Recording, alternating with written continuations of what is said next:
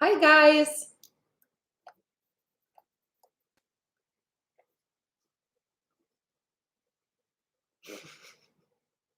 Transport King, you're cracking me up, dude. I am here. I'm early. I just want to make sure that everyone hears me. Let me know.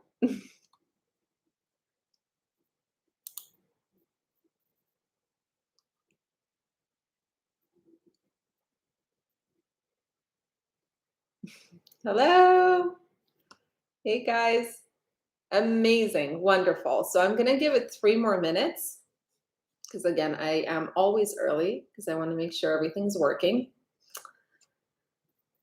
Technology has failed me once about a month ago, if you guys remember, where we had a power outage. That was fun. Oh, thank you. Hi, guys. I'm just taking a look at Sonar at the moment to see what is going on with tender rejections and all of that.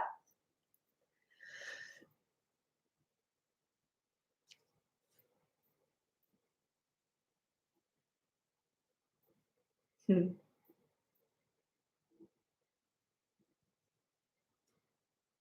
Hey, friends.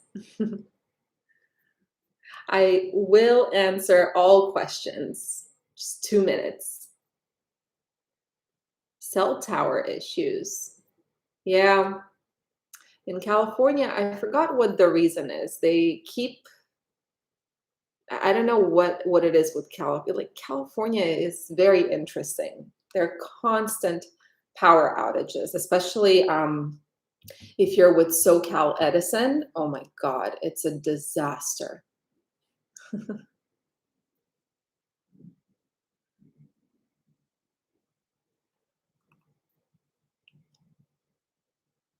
Thank you, Jeremy. Did I do anything for Cinco de Mayo? No, I actually forgot. I miss a lot of holidays.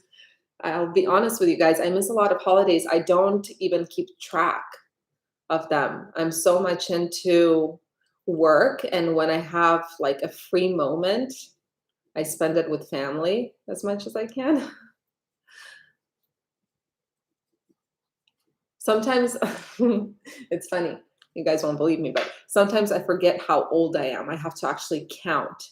I remember my birthday. I'm not that senile, but I do forget how old I am. Too much work. I'm pretending I can see something, but I can't without my glasses. I need to get new glasses. They're all like banged up. Okay, we have 1 more minute. We could be, yeah, talking about what's wrong with California, 100%. I'm telling you, I'm planning to move out of the state. There are just a few things that need to happen for me to do so, but I can't do it just yet. But I'm not staying here. No way. Like Texas is somewhere that I would love. Oh, it's already 1:30 here or 4:30 Eastern. Hi guys.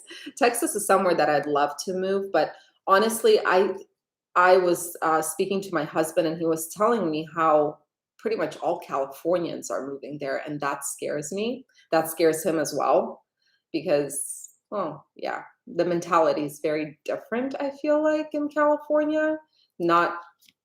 Not something that I relate to as much. So maybe Montana, maybe Idaho.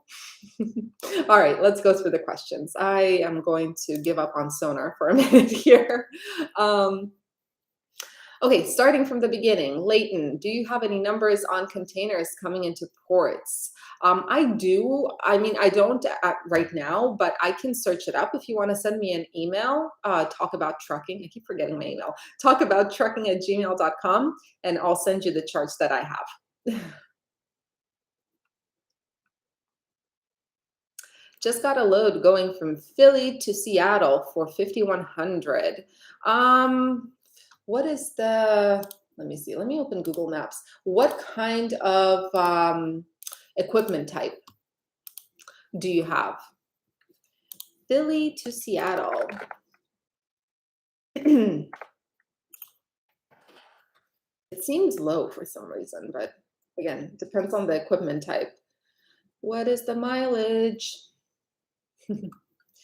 It's oh yeah, that's less than $2 per mile. It's 2,825 miles from Philly to Seattle. I would say that is not great. Again, what kind of equipment type is it? Philly is, I mean, I told you guys in my last video, we got stuck with our flatbed. I sent my guy to Massachusetts to close out last month, and then it was just a disaster. The East Coast, Philadelphia, not Philadelphia, Pennsylvania had nothing. The surrounding states had nothing. He ended up deadheading to Virginia. We got stuck in Virginia, and now he's going to Laredo, Texas. And of course, I did have to get a tarping load. But someone asked me if I had a hard time because we try not to do tarping loads. And at first I answered yes, but when I was really looking, it's not that. The rates are just horrid in the East Coast for flatbeds. The pain of operating carrier business right now is unbelievable. Yeah, not easy. It's not easy.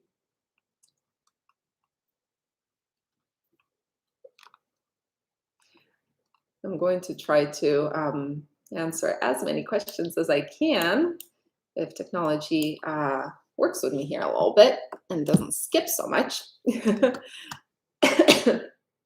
Happy Sunday. Happy Sunday. Crossroads got hacked. Oh my goodness. Okay, Ricardo, I heard of it. Actually, I was very surprised because Crossroads, they're like our payments, two of our trucks are on Crossroads. It was one, then we refinanced another one with Crossroads. And I was waiting for those payments because we do auto pay. I was waiting for those payments to come out and they didn't. So I called them. I'm like, what is going on? Because my biggest fear is screwing up our credit score. Like credit score is something that's very important, both personally and for business for me. So I called them. I'm like, what's going on? You guys are not taking the money out. Are the trucks free? And they told us, yeah, it didn't really affect anything, but yeah, we didn't like the payment was very delayed, I guess. Didn't affect our credit score, thankfully. They said they would apply it to the normal time, but yeah, I heard of that. Holidays don't matter. Let's be real. I disagree. I think holidays are very important. I mean, yes, of course. So when you're constantly working, there's so many different holidays happening all the time. You just can't keep track. But it's so important to have the balance. I don't think that I would be a prime example of what to do because I mean, everyone tells me, both in my family and whatnot, everyone tells me that it's too much. Working constantly, it will burn you out. It has for me. There are moments where I literally feel like I'm going to quit, and it's not because I hate it or because it's difficult. I'm just burnt out. So it's important to relax sometimes. But again, I'm not the prime example. I know how to give advice. I don't know how to take it. You made a switch. You're no longer doing dry van. What did you switch to? Yeah, dry van is difficult from what I remember. We still have a dry van trailer. It's just parked. Thank you, David. Hmm. What's the meaning of life, the universe, and everything? What is that answer that Elon Musk gives?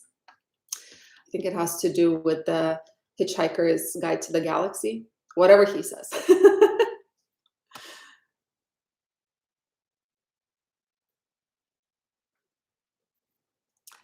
Hold on one sec. It skipped something about, okay, I've seen a slight change in rates from California and volumes went up these last 3 days.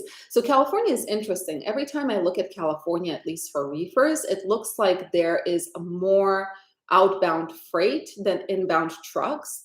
And I'm wondering if this, I mean, California is, there are a ton of issues with California. First of all, those, I mean, the weight stations are really, really strict. And there's the, what is it called? Truckee. I hate that weight station. Second of all, the roads are horrible. Third of all, the speed limit is ridiculous. And fourth of all, there's that AB5 law. And I feel like AB5 is one of the biggest reasons why a lot of carriers, out of state carriers, do not want to deliver in California. I actually spoke to a lawyer when the AB5 law was implemented for the trucking industry as well, because I was trying to figure out, is there any way to actually lease on owner operators? He told me a very interesting thing. I mean, I'm inclined to believe him because he is a lawyer. He's from Scopelitis. If you guys know what Scopelitis is, huge law firm, specializes in the trucking industry.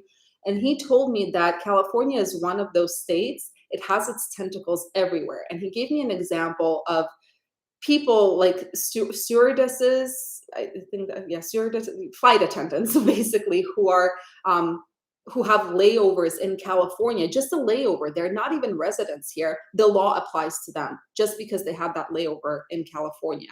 It's ridiculous. It's ridiculous. Even as far as I know, and don't quote me on this, even if you move out of California and you move your business out, you still have to pay some taxes here for a while. It's insane. This state, it's a sticky state. Let's see. LA, the capital of the world. It's beautiful here. California is gorgeous. It's just the laws are ridiculous. Newsom is this, you know, for those of you who don't know, I'm half Ukrainian, half Georgian. I do speak Russian, and we call him, God, I'm going to get into so much trouble.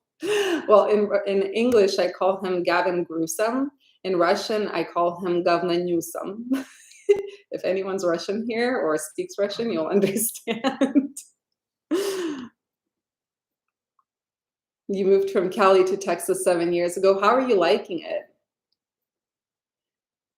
Yeah, there we go, Transport King. That's what I heard. That's what my husband told me, is that Californians are kind of going to Texas. And do you feel a change, like in, I guess what we'd call it, the culture or the mentality from so many Californians moving in? I mean, you would think that people who move out of California, they have a different mentality than most Californians. But the question is, do they change the general mentality in Texas?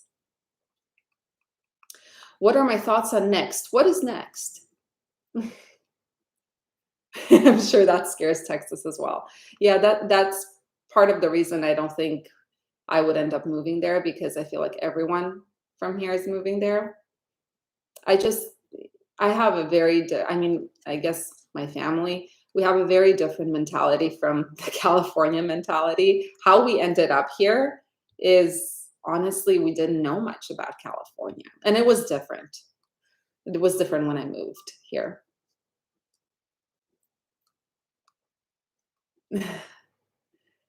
Hi guys. Hi Abhinav. Oh, you're doing dry van from Philly to Seattle.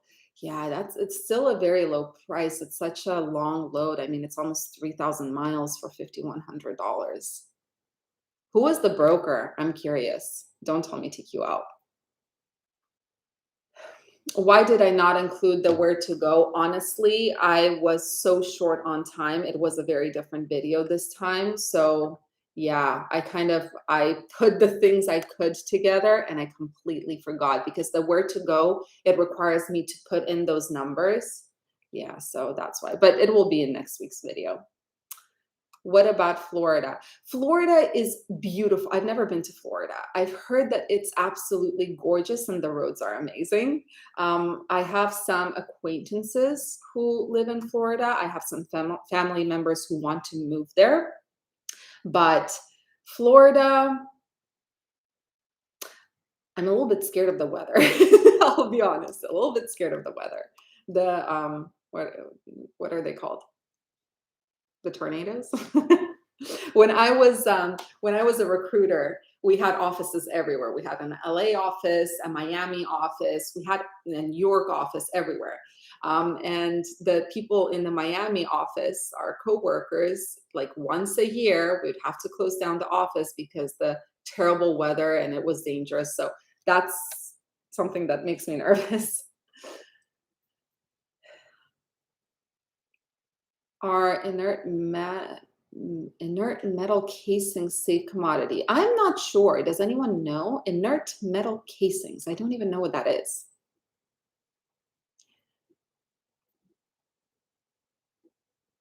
Um, Poker face. I lease onto a carrier from Iowa. Would I start my authority and age it? I don't have a trailer yet. So that's a great question. I get this question once in a while, like, can you have your own authority while being leased onto a carrier? And I still haven't found a concrete answer to that. I would reach out to the FMCSA, and it, I guess, would also depend on the carrier. Yeah, I'm sorry, I have no idea. Every time I get this question, I just keep saying reach out to the FMCSA because I'm not sure. Philly to Seattle, 13,000 was last year. Really? I've never seen that kind of price. I think the most expensive load I have seen, but I also put a lot of filters. So I limit myself. But in the 4 years, the most expensive I think was 12,000. And it was from coast to coast, like from Washington to Maine or something like that. Those kinds of loads are long gone for sure. I really enjoyed videos of you booking loads. Will you be doing similar videos? You know what? It's fun to do those and I'd love to, but the thing is I mean, constantly having to say, "Hey, this call is being recorded for educational purposes." It kind of it makes it very difficult to be fast. In certain markets I can do it with a flatbed, but there are markets like, for example, Virginia, as I learned recently, where time is everything. Because in Virginia, as a flatbed, you feel like you're a dry van in Central California. Or you were a dry van in Central California a month ago. It loads go fast and it's pretty difficult and I can't waste, you know, time. But I'd love to do it. When I have a chance, yeah, I'll do more of those.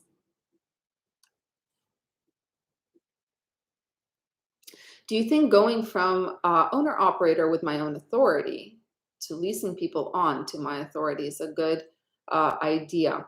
So, full transparency, I have never leased on anyone, partially because when the AB5 law was not yet in effect, we were not ready to add anyone to the team. When we were ready to add someone to the team, the AB5 law started up and we had to hire employees, W-2, right? That's why I get a lot of emails. You know, I keep saying that we're hiring flatbed drivers, and I get a lot of emails. Can we lease on? And I mean, it sucks because I really want to try leasing on, but I can't. Now, in terms of going from your own authority by yourself to leasing people on, it could be. I mean, it could be interesting. From, I mean, you will have that. Of course, you'll have that. You'll have expenses, but also some of those expenses are covered by the people you do lease on. Again, I can't speak from personal experience. It sounds like something that would be very interesting. A lot of the expenses are kind of shared. So yeah, I wish I had a more concrete answer. This is part of the reason I try to teach from like the market is, at least I try to teach from experience. And part of the reason I don't talk about cargo vans and hotshots because I don't know anything about them. I become kind of a mess. Yeah. Um, how do you feel about using credit card to start a trucking business? I think that a business credit card is very helpful with cash flow. But I think that you have to be very careful because that's something to keep track of. And if you don't pay on time, clearly your credit score starts to suffer. And then that could be a problem later on when you try to finance and expand. But I think we have two business credit cards and they do help with cash flow. Although something that I realized is a lot of the bigger expenses I don't put on the credit card because of that credit card fee. Like, for example, insurance, right? I could pay it with a credit card, but then I'm paying that extra fee. And so I just choose not to. Fuel, I cannot pay with a credit card because we have a fuel card and then they take out from our bank account via ACH. They do a withdrawal from our account to cover that credit card that fuel card every single Friday. So the big expenses, yeah.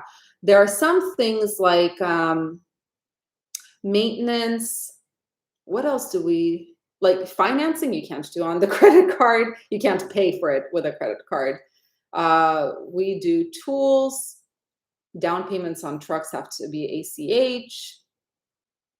Yeah, but I mean, again, it's a good idea. It does help with like tools, buying small things for your company. And if you don't mind the extra fee, again, it's a good way to manage cash flow a little bit more, but you have to be very careful.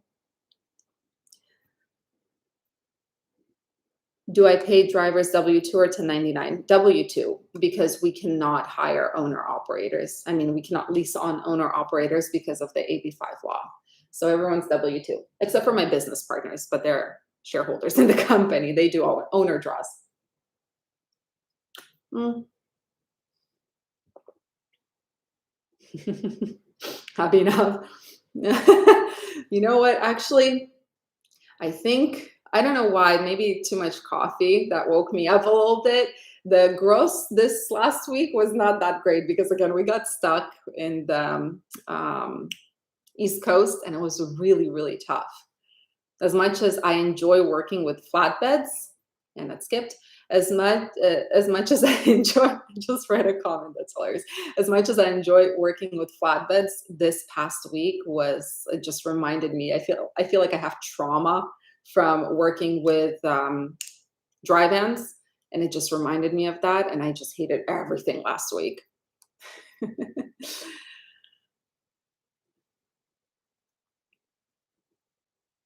Wow, Bowling Green, Kentucky to Oakland, California was 10,001 last year. Now it's 6,000. Yeah, it's crazy what's happening with rates. The tender rejection did go down, but that's because the volume it went down. If you remember in my last video, I showed how there is a, like they move together, the volumes and tender rejections. There's a very strong correlation. So yeah, the volumes dropped there for a couple of days. So the tender rejections are down now. They're below 3% again. They're like 277. Yeah, it's constant battle. Third day in Kalamazoo, Michigan. No makeup day. Ooh.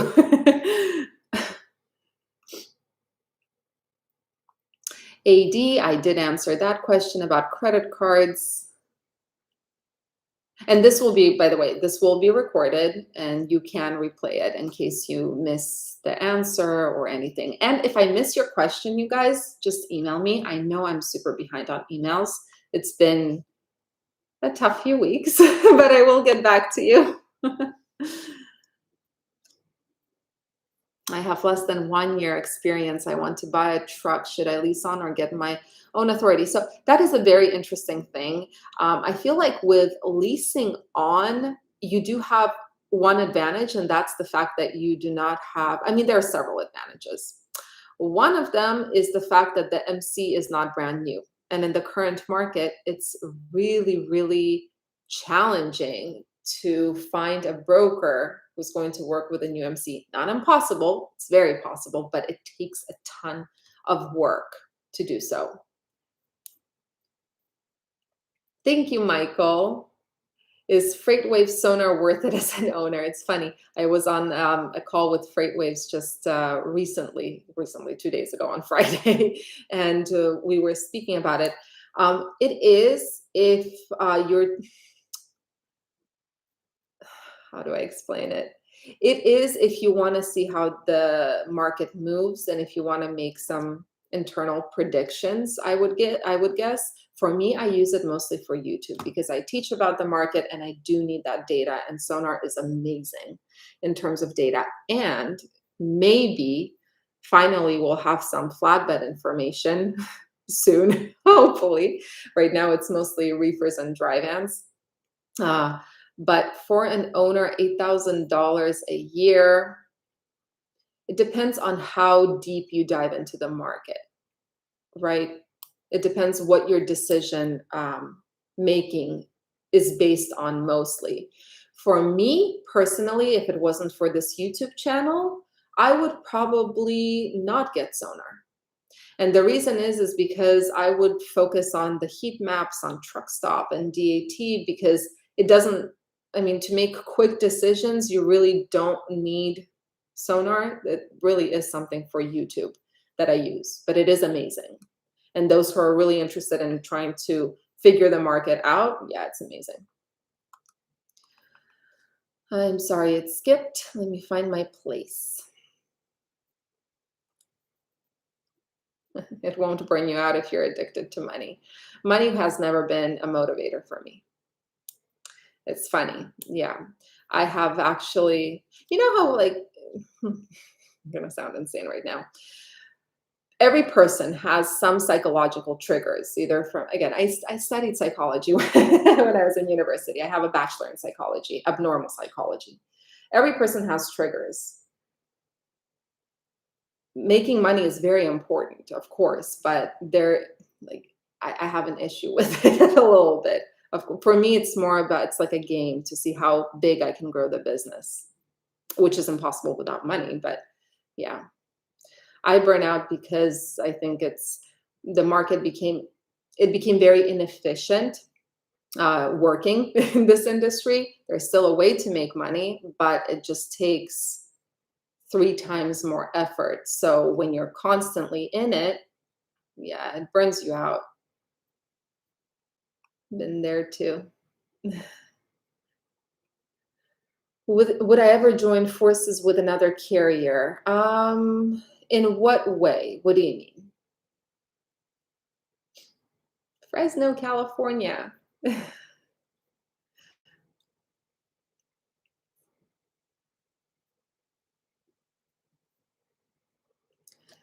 Can you do a video showing which form to fill out in order from FMCSA to MCS 150 to BOC3 each?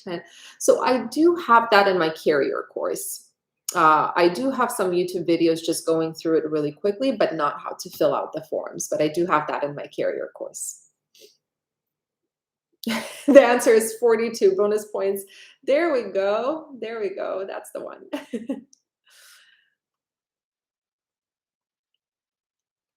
What do I think of Chat GPT? What's that? I live under a rock, you guys. I don't know a lot of things. Hmm. Those cowboy, yes, we're still looking. Um, do we have a pet? Yeah, we allow dogs. Sissy girl. What kind of dog is she? We love dogs.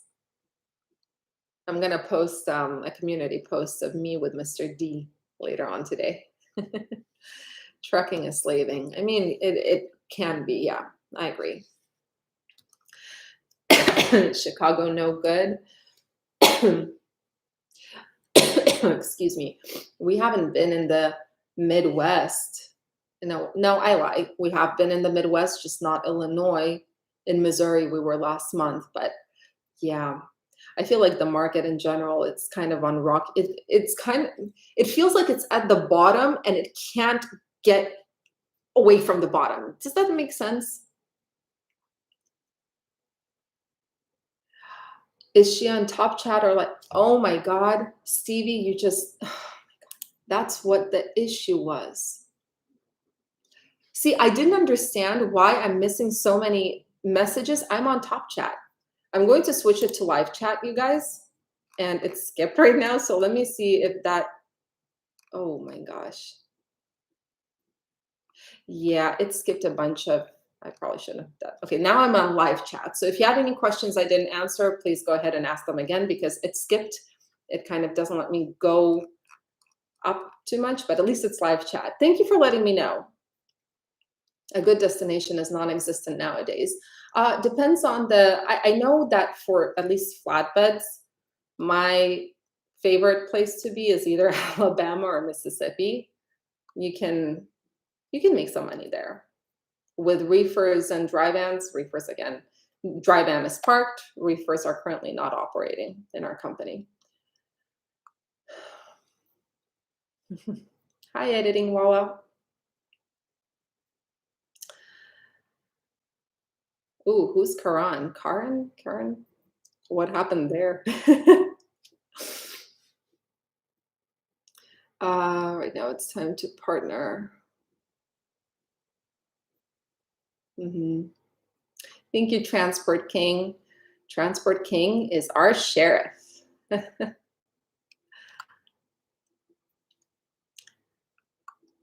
You mentioned, but are you still operating a reefer? Vladimir, we do have reefers. It's just we are in a situation. It's just unforeseen circumstances that are not operating at the moment.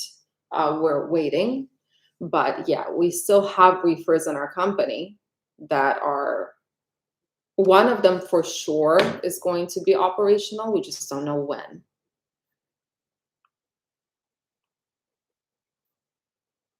I see ads on Indeed hiring owner operators making 4 to 8K gross. So owner operators, you mean independent contractors. We pay 70 cents per mile or 28% of gross. And based on April's numbers, based on the truck that worked a full month, because we are asking for someone who is willing to do 1 month out, 1 week home. Yes, it's negotiable, but this is the ideal.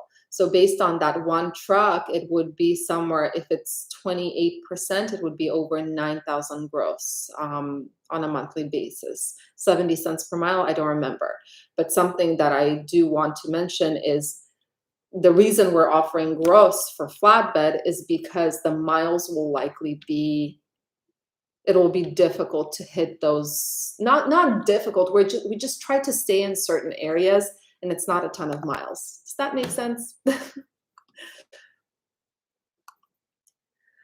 Do I still take clients to do new authority? I do not. Since I started, I mean, since I created the carrier course, I no longer do the authority services. But if you want to send me an email, I'll send you references of where you can reach, like who you can reach out to get that authority going.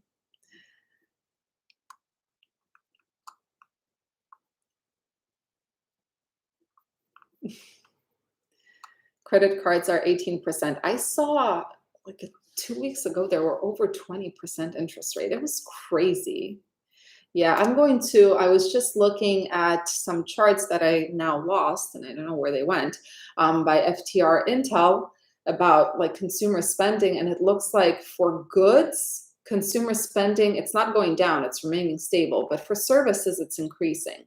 And people are putting that on their credit cards, and they will have to pay that off at some point. That's the scary part.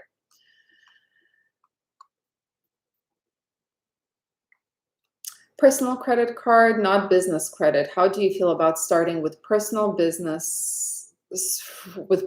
credit card to start? I mean, I'm a strong believer in separating everything personal and business from the get-go. So I personally wouldn't do it. I think it's very important to separate business from personal.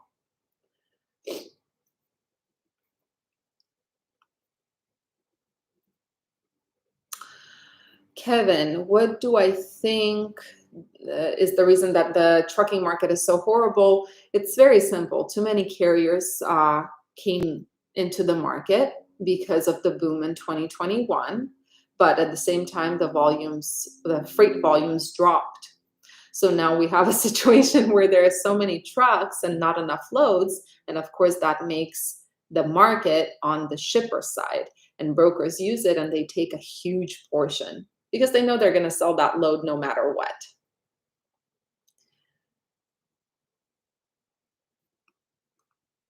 I sold my house, car, 2 trucks, moved out of the USA. Mhm. Thank you, Transport King. I appreciate it. You're working on site Sunday. I work every day, you guys. That's part of the reason I'm constantly getting burnt out. But then again, I'm one of those people, I have a really, really hard time just sitting and watching TV or reading a book for a prolonged period of time because I feel like I'm losing hours that I could be, time that I could be using to do something to move the company forward or the companies forward. How is business going for you so far? It became a little bit more manageable since we switched to flatbeds. Um, it's a little bit more interesting as well because flatbeds is something that I still am not familiar with 100%. So I get to learn about a new equipment type and it's constantly learning something new, which is very important to me. I get bored easily. What's going on with my hair? I get bored easily. So yeah, flatbeds have been interesting. It's going, I mean, the business is going well. I feel like we are, knock on wood, in a better position than most, but definitely not efficient.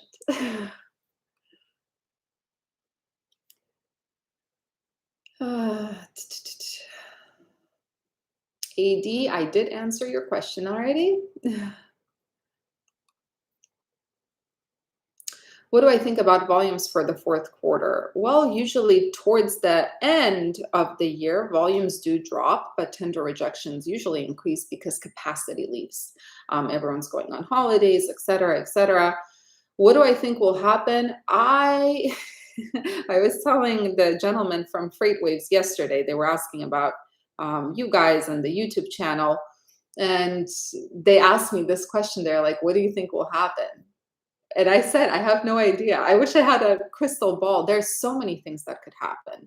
On one hand, we could have a situation where all of a sudden people, not all of a sudden, but people still don't care about the fact that they have credit card debt and they start spending money on stuff and volumes will increase.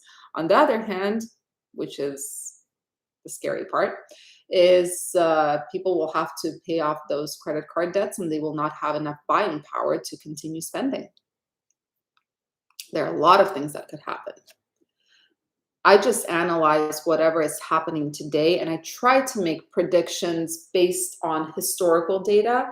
But a lot of you have mentioned, and you guys are completely correct, it's very hard to predict when the market is very different from what it has been in the past years. It's very different. Different set of circumstances.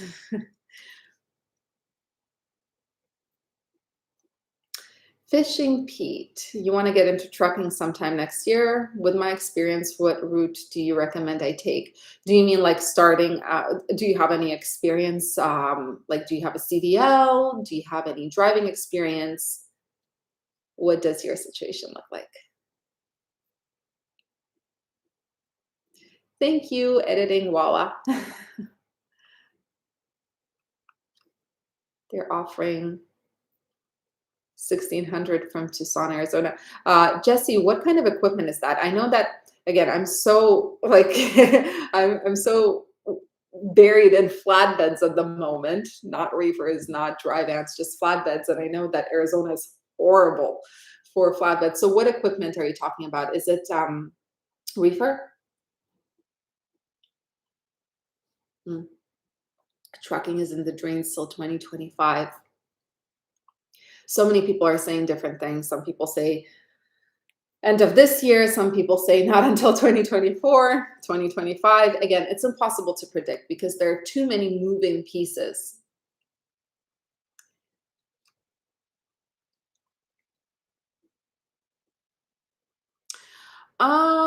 Is the cargo van let's see, expedite a good idea to switch with my OTR.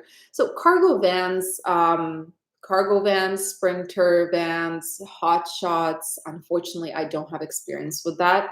I don't really pay attention to the market for those things on the load board, I mean. So I'm not really sure about cargo vans, hot shots, and sprinter vans. When it comes to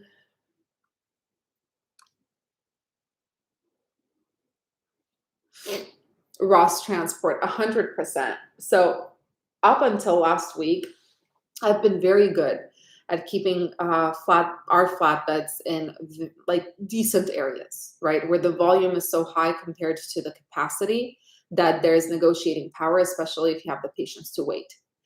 But once we got to Virginia, I realized that it's crazy. And they blame it all on shippers all the time. Like on Friday, it was so difficult because they were blaming everything. My customer is cheap. Yes, I know this load is cheap, but I can't increase the rate here. I'm losing everything on this load. Yeah, I mean, it's crazy. Yeah. Hi, Cluggy. New life, new life. What happened?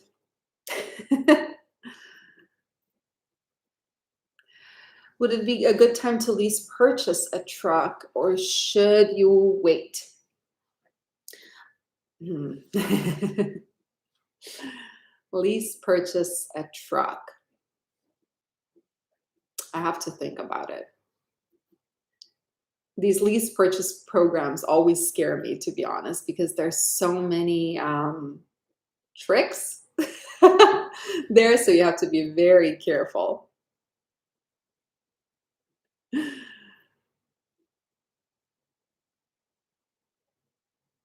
Barney, Megan. Interesting. I've never been to that college, so definitely not me. And microbiology is definitely not my strong suit. Are all loads posted to Sonar? Oh, no, no, no. So Texas Ranch, Sonar is not a load board. You will not find any loads on Sonar. Sonar, it's basically market data. They collect electronic data, right? Electronic tenders. They collect all the macroeconomic and indicators, the imports versus exports, and they put it into different charts. And this is basically a program where you can really understand how each part of the freight market moves and how it changes. This is not a load board at all. Oof, what happened? Thank you, Durrell. You have a CDL, no driving experience, but you want to start your own business next year. So if you have a CDL and no driving experience, yeah, honestly, this is how we started in 2019. It was just me and my business partner, who is my family member. He had no experience. He did have 2 months of experience just to understand how to operate a truck, pretty much. He had 2 months of experience with someone else, like driving under someone else's authority. And then we started by ourselves, but that was a very different time. It depends on the person, right? My business partner, he is very, I can't even explain. This is the most responsible human being I have ever met, the most careful human being who, he used to be also a pilot. So I think that's where it comes from, that he's so careful. You have to triple check, quadruple check everything. It could, if you have a good safety net, it could work. Just make sure that you don't delegate too much, like back office services and dispatching. Try to do it yourself because that's where you will make more money. Delegating in this market is really, really tough. And remember that with a new motor carrier authority, it's not impossible, it's just a little bit more challenging to find brokers who are going to work with you, if that makes sense. Okay, where was I? I was somewhere.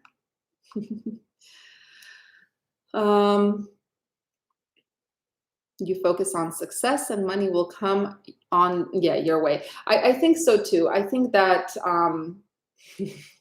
I think it's very important to try to focus on the positive as much as possible. That's what I try to do. I have a very hard time with it.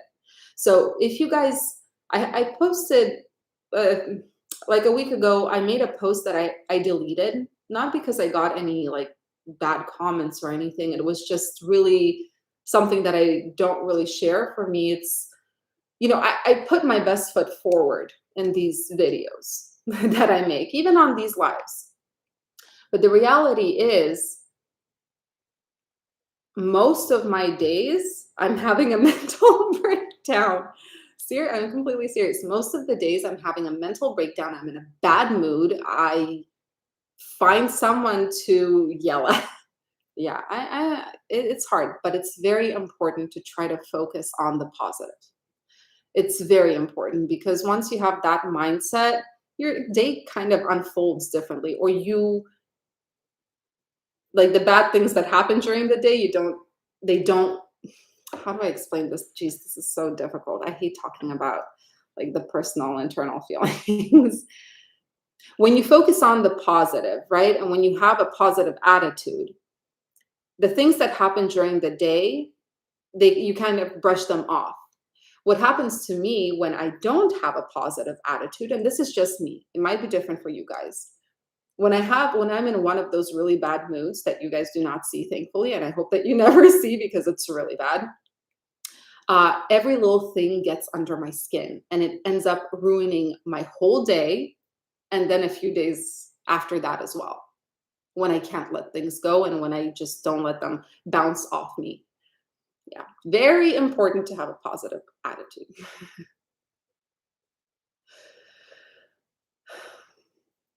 Abhinav, criminal psychology. Wow. I used to want to be a child therapist. That was my whole thing. But then I got into abnormal psychology. It was really interesting. Yeah.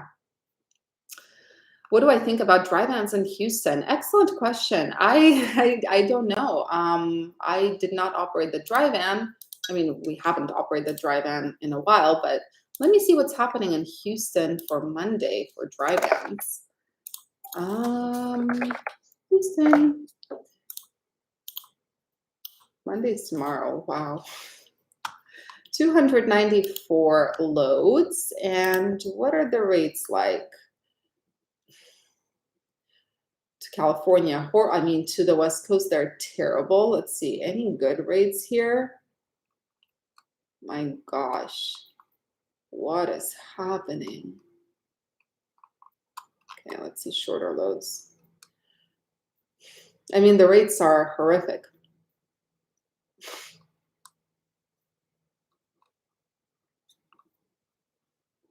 Yeah, from what I see here, I don't have any filters just for tomorrow. I understand that not all loads are posted, but from Houston for tomorrow to anywhere, it all pays less than $2 per mile.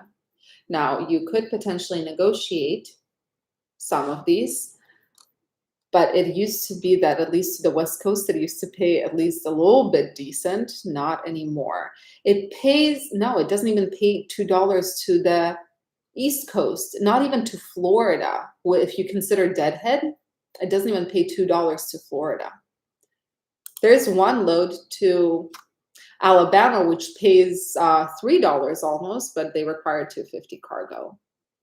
Yeah, that's crazy.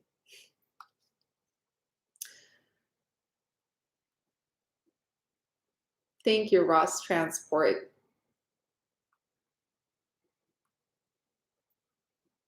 Let's see.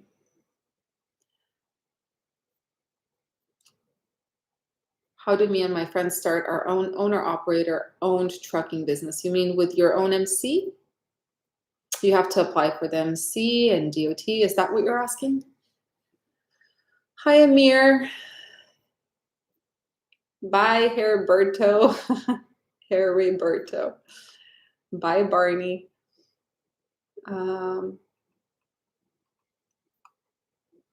If Carrier 411 is not an option, what else do you recommend? What do you mean Carrier 111? If Carrier 411 is not an option?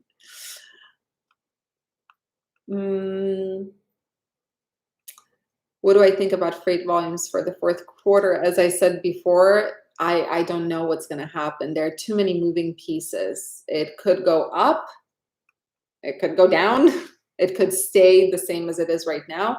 I mean, usually what happens is towards the end of the fourth quarter, volumes drop because of the holidays, but the rates start going up because the capacity, the amount of trucks in the market also decreases significantly because everyone leaves for the holidays. I don't know what's going to happen this year. So far, as I said before, it looks like we're at the bottom and we can't get up, like off the bottom. We're bouncing on the bottom, but yeah.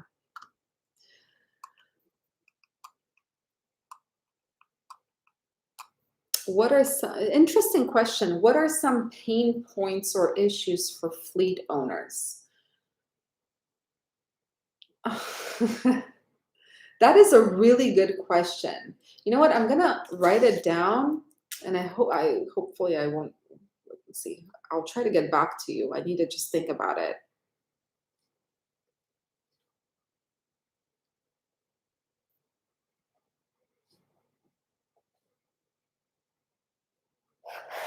Okay.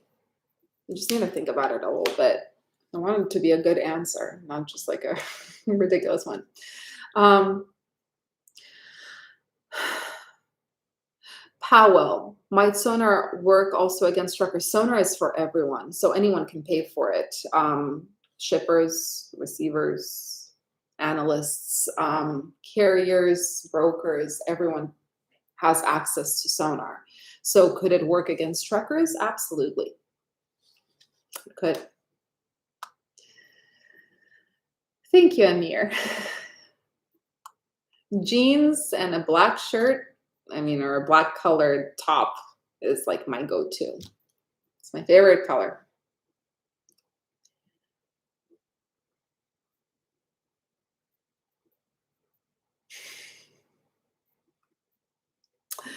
Um, did my guys have flatbed experience when they got into it? No, not necessarily. No, they didn't have flatbed experience. Uh, one of my guys, it's too long of a story to tell. He had experience. Okay, one of my business partners, he had experience with dry vans. He had experience with reefers, but not flatbeds. Yeah, it was a big learning curve, and we were very careful. He got into it. The first time we rented a flatbed was at the end of last year, and it was a really, really difficult learning curve for sure. Now it's easier.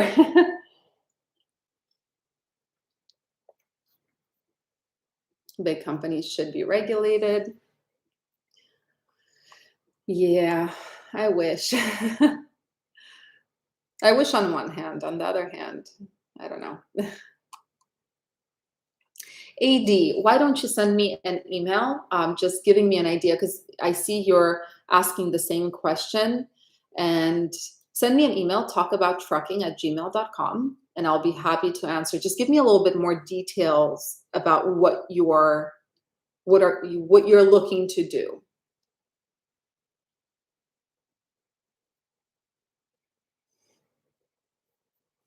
Ah, Lord, where did it go? Hold on, where was it? Okay, why not try working or looking for loads from Chuck? We hauled a lot of loads for them in a dry van. Um,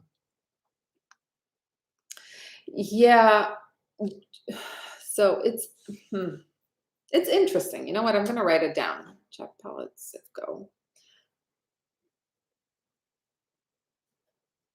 One of the things I love about these lives is that I learn from you guys so much. Uh, why does it seem like Chicago is the only place succeeding in the market? You know what, Edwin? I think that in Chicago, there are a lot of, I'm going to try to say it as gently as possible. I think in the Illinois area, there are a lot of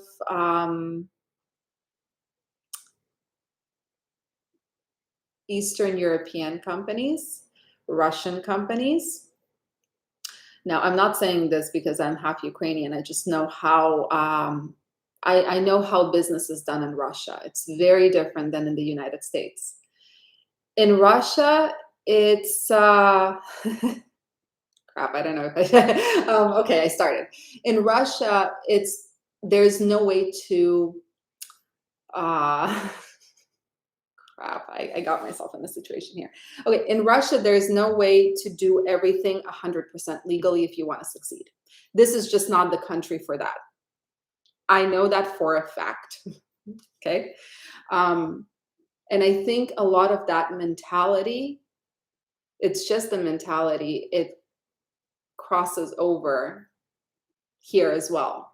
And a lot of Russian and Eastern European companies are in Chicago. So they always find, not all of them, please don't get me wrong, not all of them, but I feel like A lot of those companies, they find loopholes, and they're really good at finding those loopholes.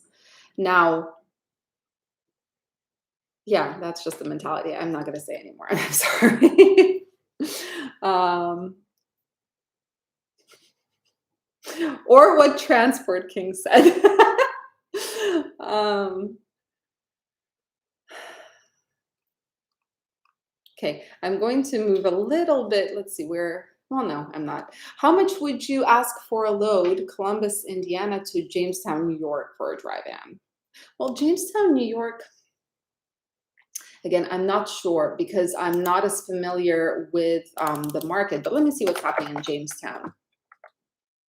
It would depend on the commodity, on the transit time. It would depend on a lot of things, on the weight. And Jamestown is, oh, I don't think I'd go to Jamestown. Yeah, it's not a great market here.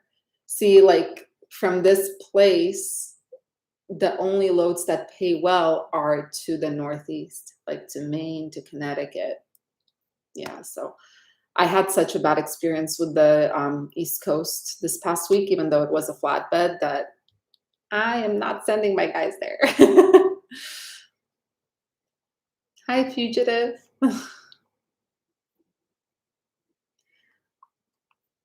Am I Spanish? I'm not. I'm half Ukrainian, half Georgian.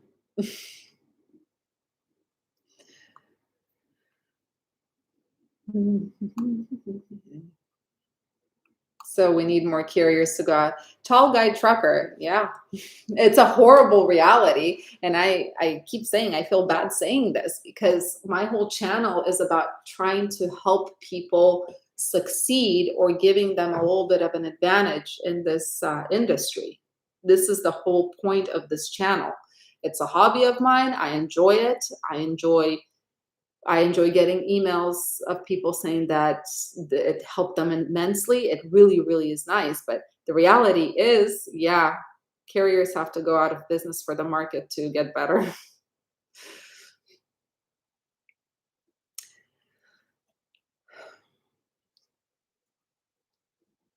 SRJ, welcome. 8,500 per year. Wow. It sounds like a really good quote. What kind of equipment?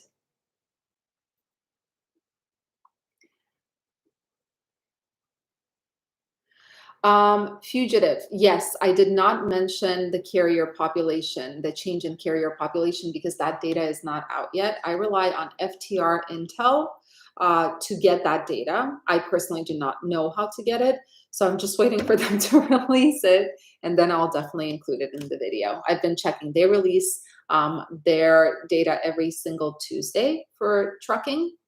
So yeah, we'll see. Maybe this week they're going to release something.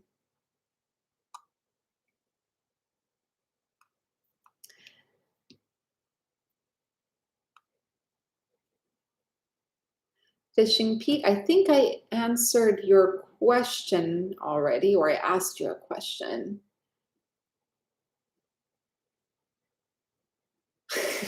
Constantly looking at load boards.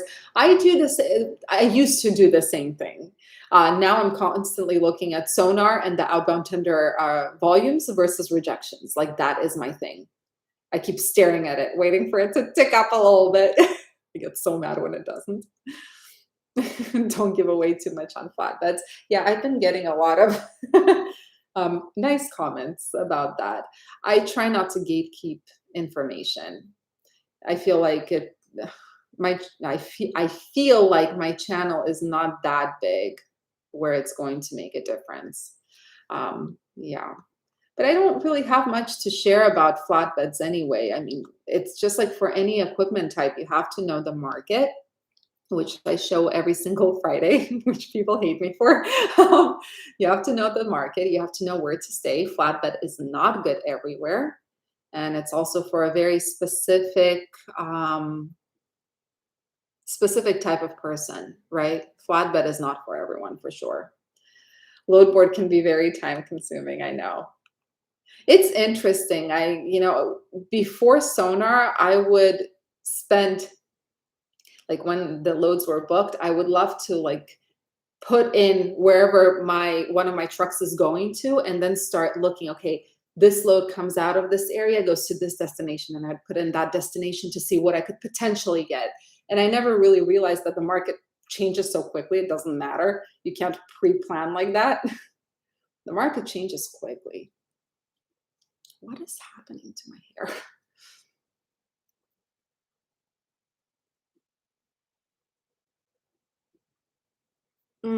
Colorado, 80 cents to $1. Yeah, I mean, it's insane. I really feel like dry vans are getting the worst of it at the moment. FRB, what do you mean next week coming up? Insurance. Yes, it okay. So insurance could potentially, it depends on commodities, right? Commodities will have something to do with the insurance quote. Like for reefers, in the beginning, we did not haul meat or chicken in the very beginning, very beginning, because it increased the quote. Yeah, it will depend on commodity and also the radius of operation. Healer girl. Oh, sissy. Got it. You would need flatbed trade. Got it. Ghost Cowboy, send me an email. Talk about trucking@gmail.com.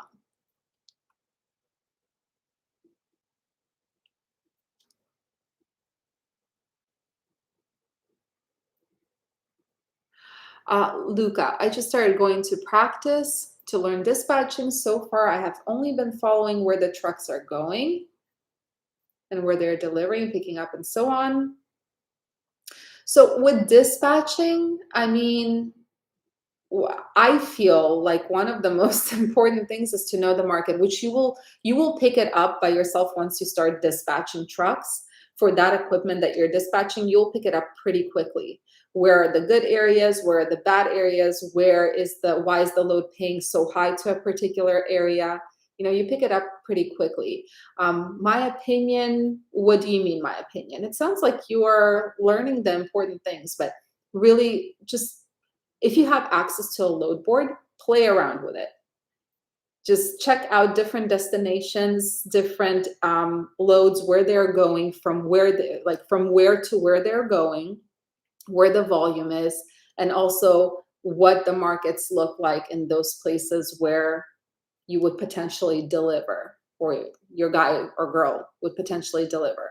It's really interesting. When do you think more carriers will go out of business? That's a great question. So they have been going out of business, mm, but not at the rate that we all expected. And I think that there are a few reasons for this. I mean, number one, the diesel prices did go down and they're continuing to fall. We'll see what happens in the coming weeks, but so far they're continuing to fall. I think people have hope. People have hope.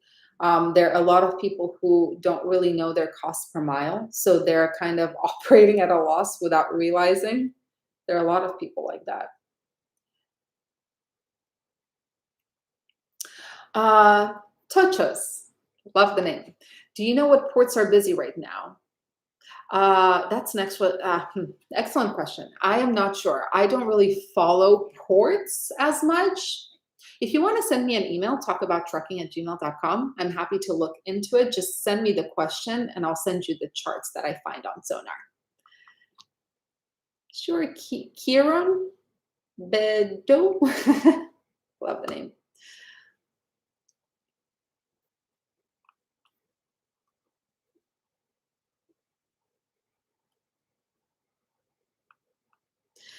Hi, Miranda. How much money can we make a month as a dispatcher for 5 semis? It depends on what equipment type.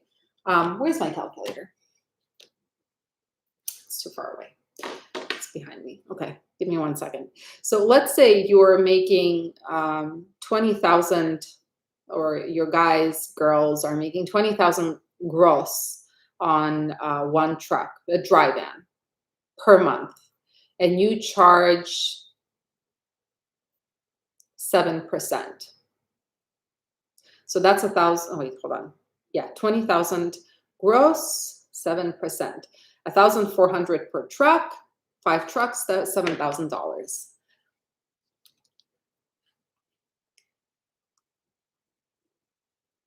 Hi, Mahmoud. Oh my gosh, I heard about that Transport King, the new pandemic. I heard something. It's crazy. We'll see what happens on election year. I'm so curious.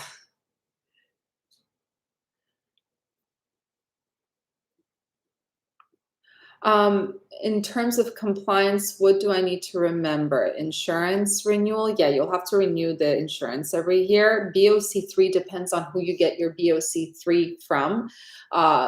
Some BOC3 providers do not require you to renew unless you have a change in the company, but some, like ours, yeah, they require a renewal every single year.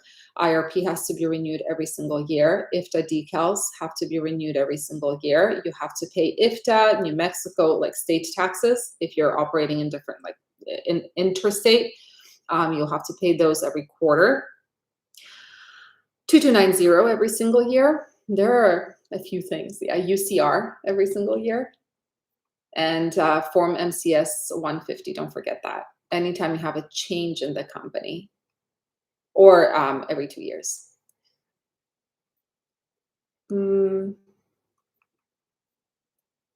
Fishing Pete, you have a CDL for 3 years now, want to do owner operator.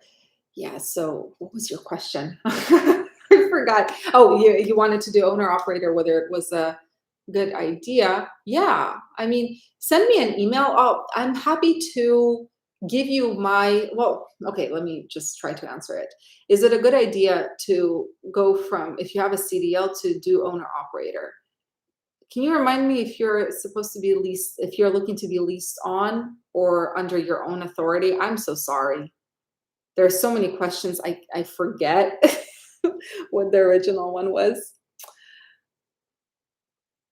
How long does it usually take to book better loads after opening an MC? So it depends on the broker, right? There are certain brokers. It used to be that Uber, Convoy, TQL, yeah, TQL, they did not need any like specific time of the MC being like they didn't care if it was a new MC. Now it seems like a lot of brokers are asking for 6 months, 1 year. There are some that require 3 months MC. Yeah, so it depends on the broker. I would say that after 1 year, yeah, you'll have an easy time.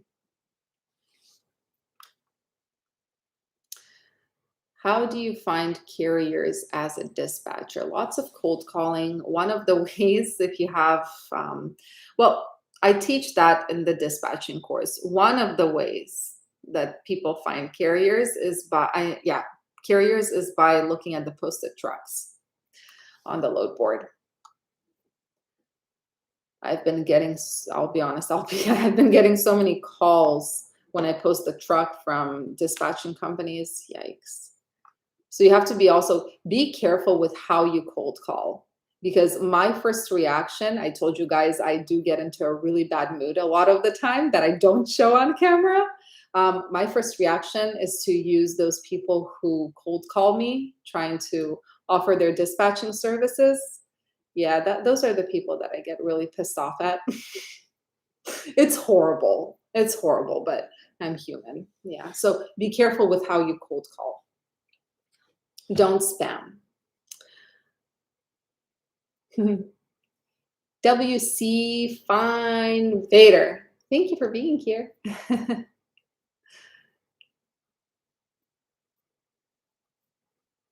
New pandemic. Yeah. Mm.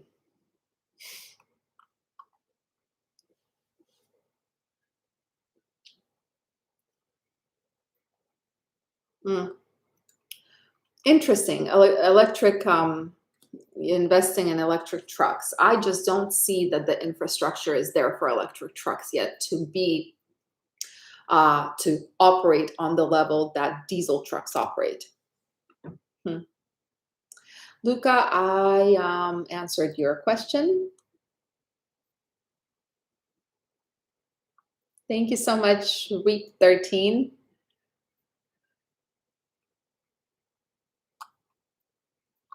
Hmm.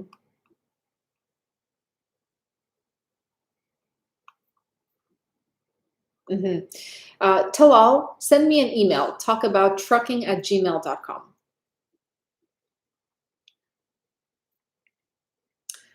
What are my thoughts on broker transparency laws? I think that they need to stop. That is a great question. I like that question. I think that brokers need to stop. What are brokers doing right now, right? By law, they are required to show every single piece of paper, every document pertaining to that load or whatever the carrier transports. What they started doing is they started putting into their carrier packets, into their contracts, that if you want to work with them as a carrier, you're waiving your right to ask for those documents. That needs to be stopped. The transparency is very important on all levels. It prevents people from doing stuff that they're not supposed to be doing.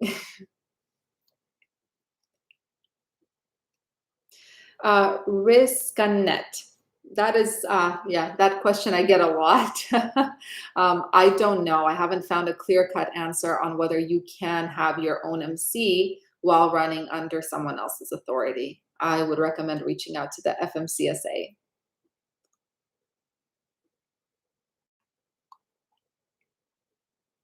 Thank you, Ross Transport. I appreciate it, and it just skipped. I do appreciate it. I have a very iffy. I don't like lease purchase. Thank you, Rod Busting Charters. By the way, thank you, and thank you, Talal Saeed. I'm sorry, I did not see those. Referral for a good insurance. Yeah, Talal, please email me. Talk about trucking at gmail.com. Where was I? Yikes! Oh, there we go. AD. So I see this question, the constant question, but how do you feel about starting our own owner-operator owned trucking business? So I did answer that.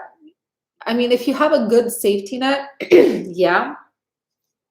If you have a good safety net, you could. The thing is, just be ready that it's with a new MC. It's really you have to search for that broker that's going to work with you, right? And also try not to delegate. Try to do everything yourself so that you're not spending money on dispatching and back office and all of that. Hmm.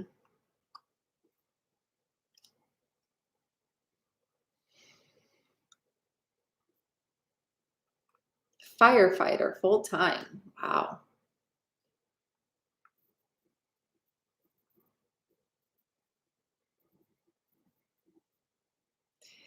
AJ Franklin. So you have a class A, you're going to business together, buying a truck cash.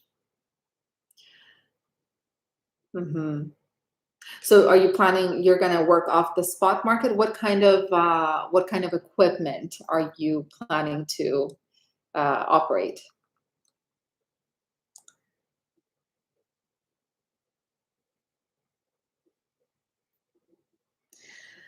Yeah. Sorry.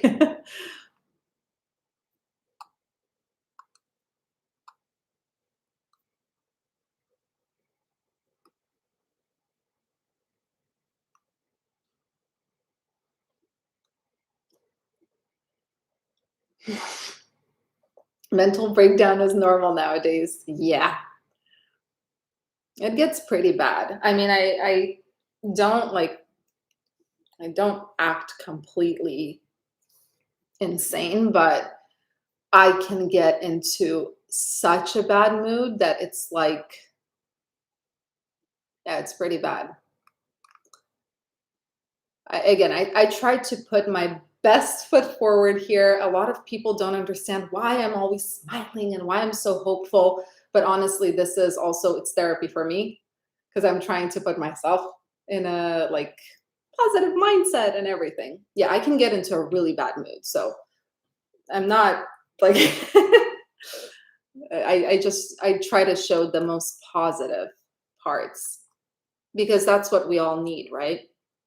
When someone is in a bad mood, they need someone who is in a positive way can say, I get it. At least that's what I need. What? Ace Transport C Trump, they want to access your ELD. I mean, I've given like certain brokers that I really like the small brokers that I really like. I do give them the ELD tracking. But what do you mean they want to access the ELD? Like they want to see the logs, like hours of service, or yikes? I officially told myself stay out of California since 2014. Yeah. No, we stay out of California. Right now, one of my business partners is in California, but that's because it was home time. Other than that, we don't come close to California.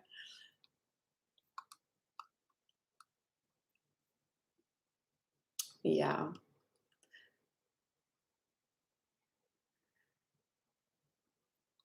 Let's see.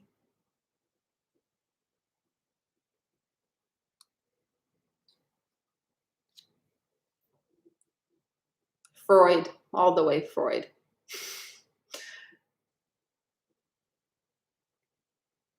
Okay, let me move. I'm so darn behind. I do apologize. Let me see what questions I did not answer. Otherwise, I can sit here and I forget that I'm on live and I'm like reading comments and conversations going on. Yikes. Uh, rates and fuel got us behind on bills. I just had a little, yeah, meltdown. Yeah, no, I completely understand. It can be really difficult. For us, it's the beginning of the month. That's extremely hard because all the bills are due then. And it's like if the brokers are not paying in the beginning of the month, and I see that account, depleting, again, as I always say, I like to see a certain amount in our accounts. And I see that account going down and it's not getting replenished. It kills me. It's terrible. 130 to 180 a mile. Yeah, that's horrific.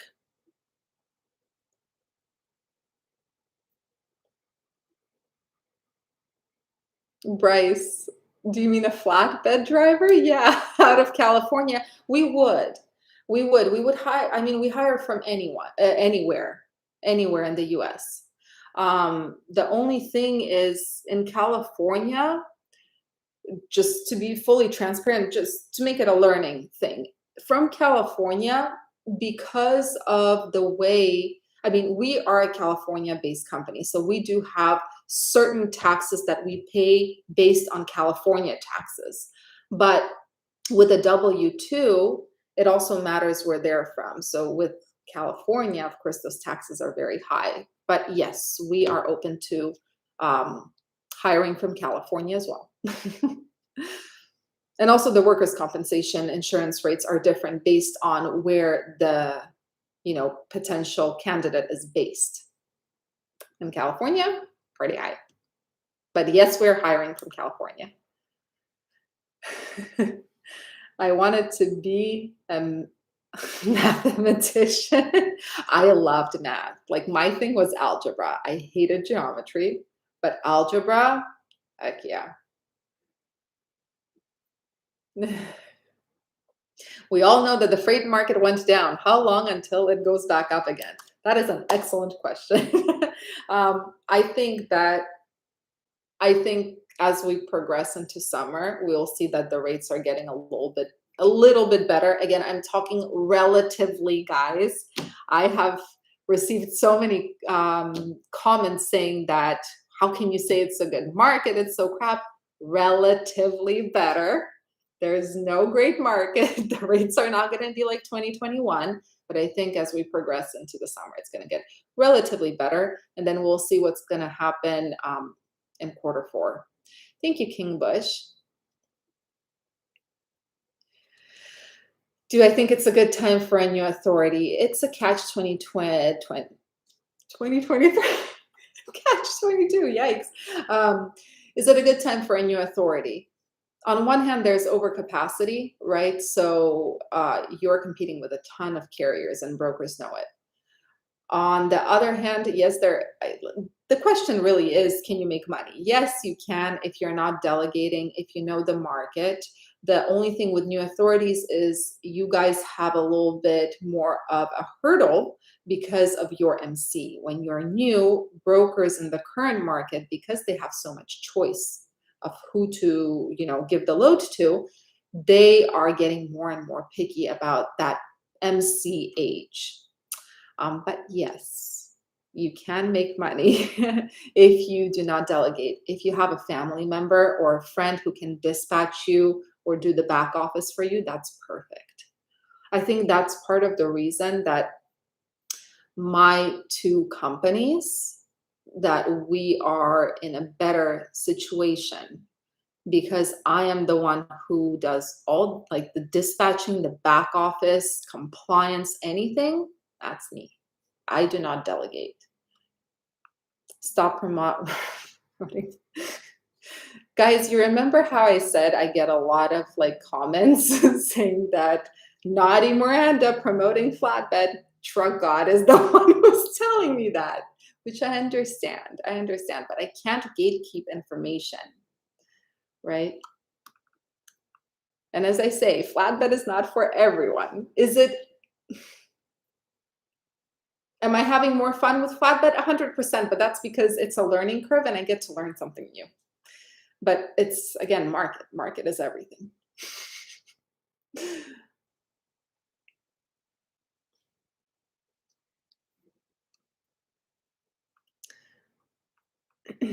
What gross you make with Flatbed? Last month it was, what was it? Oy, what did we make gross with Flatbed? With the one that operated a full month? Where am I? There we go, reports. Well, we made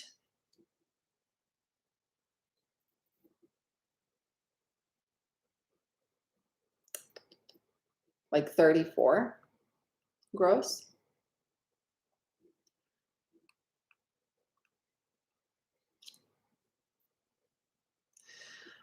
So let's see. What would be a good cent per mile you'd run a team dry van owner operator? That is a very interesting question. It depends, right? So I'm not going to answer it in terms of what would be my minimum, but because I don't know the flatbed dry van market from firsthand experience already for a month. We haven't operated dry vans, or maybe less than a month.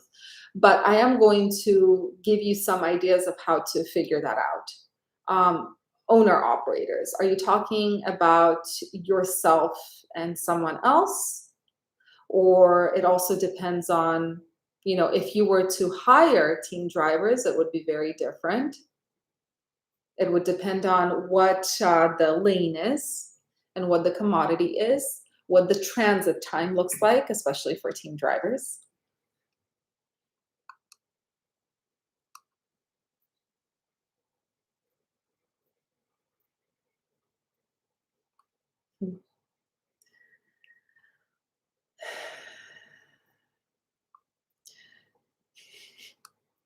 Yeah, I'm not even going to entertain that. Let's see.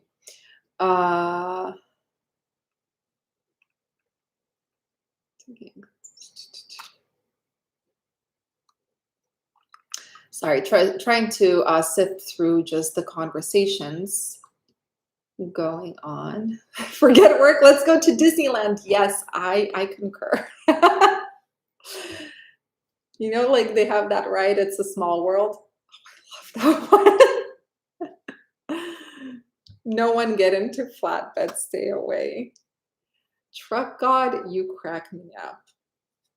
I love reading your comments. I'm always like, uh, let's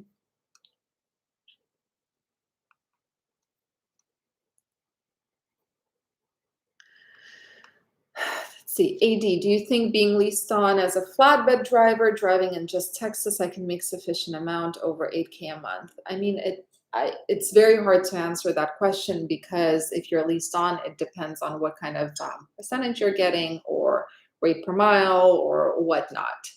I know that from my calculations on our flatbed, if you're doing 28% of gross, you make over 9K a month. But that's as a W-2, so not many expenses. If you're leased on, you probably have expenses. What was the email? It's talkabouttrucking@gmail.com. What's the average per mile flatbed these days?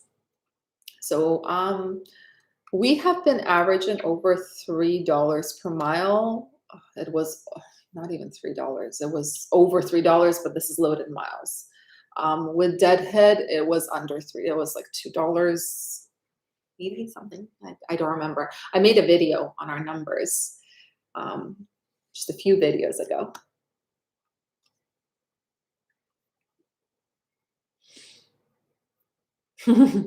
Baskin Robbins, our flatbeds so more better right now. Flatbeds. So it's a misconception. It's a misconception that flatbeds are so great. It just depends on the market, right? I also had that misconception that, oh my goodness, flatbed, at least you can negotiate here, at least there's the volume. But then I got into a market that is not good. The flatbed market is tiny in terms of where to go. It's really, really tiny. Most of the country, if you're in a flatbed there, it's not good. It's hard. And brokers do the same thing as with dry vans and reefers and everything. My most recent experience was a flatbed in Virginia. Don't go there. But the South, yeah, South is good. New insurance. Is truck stop a must-have for flatbed? So I have both the DAT and truck stop. I can't say that I use truck stop more. I have both of them open at the same time. What I do notice is sometimes there are certain loads that are posted on truck stop that are not on DAT, and vice versa. One thing that I like about truck stop is, first of all, they have that rate per mile thing. It shows you the rate per mile for loaded miles right away. It shows you the averages. I mean, DAT does the same thing, but it shows you the average of what it should pay. And if you click on the lane, it gives you like your negotiating power, and it's really, really nifty. But because I have been trying to book loads so quickly, I never really have time to go through all of those like extras that truck stop offers, like negotiating power, and they have so much information there. Is it a must-have for flatbed? No.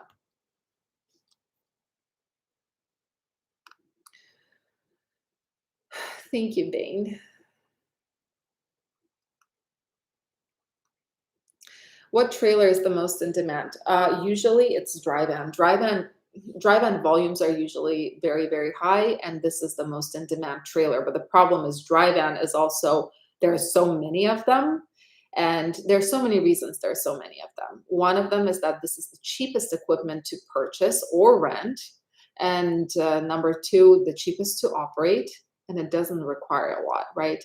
With dry van, a lot of people start out with dry vans. So there's just such overcapacity that regardless of the fact that most volumes are for dry van, the capacity is just too high. Baskin Robbins, exactly. About the lot of people from the Soviet Union countries. It's a very different mentality, like business-wise. There we go. Truck God, you answered about the dry van demand.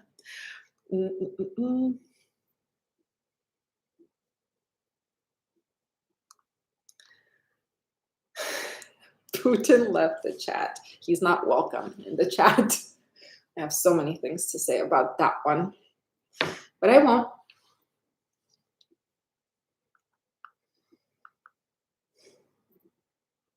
Oh, I see. Okay, I see how behind I am. I'm going through the comments from when I said that. Yeah, yeah, Eastern European countries. Yeah, I'm very behind. Yikes. Am I coming to a truck show next month? I did not know there was one, but no. Unfortunately, no. I cannot step away. Um,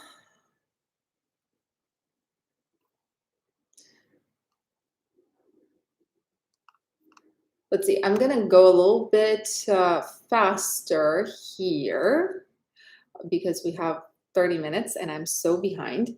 I'm gonna go a little bit faster and answer questions that I haven't answered yet because this will be recorded and you guys can rewatch if you had a question.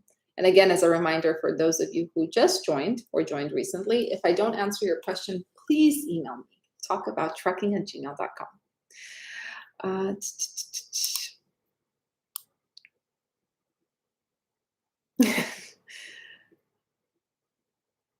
Do I think the market will be better in the summer? I think there's a possibility that the market will be better in the summer, yeah. The rate, I think that the rates will increase a little bit.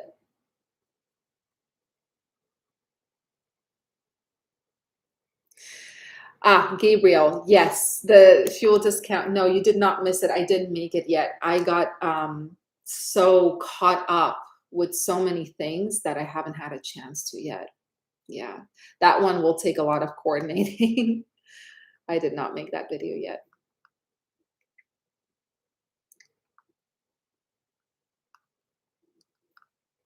Yeah, so dry van is dead, but that's not because it's not in demand. It's in demand. It's just the capacity is really, really. Oh, you're trying to figure out which one you can make money on. Look, it depends on the market area, right? We're hoping that reefers are going to start picking up if produce season ends up happening.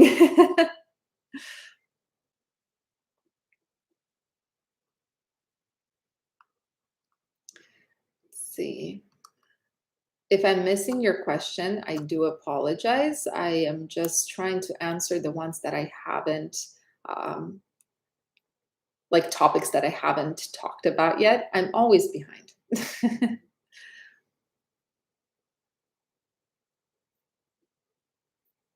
Andrew, 100%, 100%. Russian, Ukrainian, Moldovan. Yeah. It's just, again, it's a different mentality.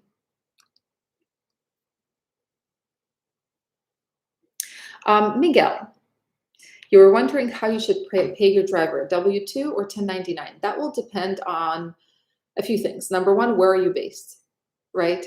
Are there any laws preventing you from hiring on independent contractors, 1099? Number two, what is the scope of the position for the driver? Do they have their own truck? Do they have their own LLC? Are they going to be choosing when and where to drive?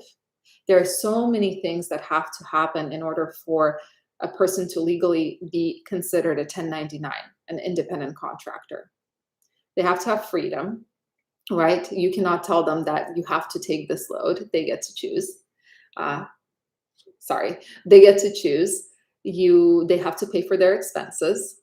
You are not paying for like fuel and maintenance on their truck. They should have their own truck, their own company. Yeah.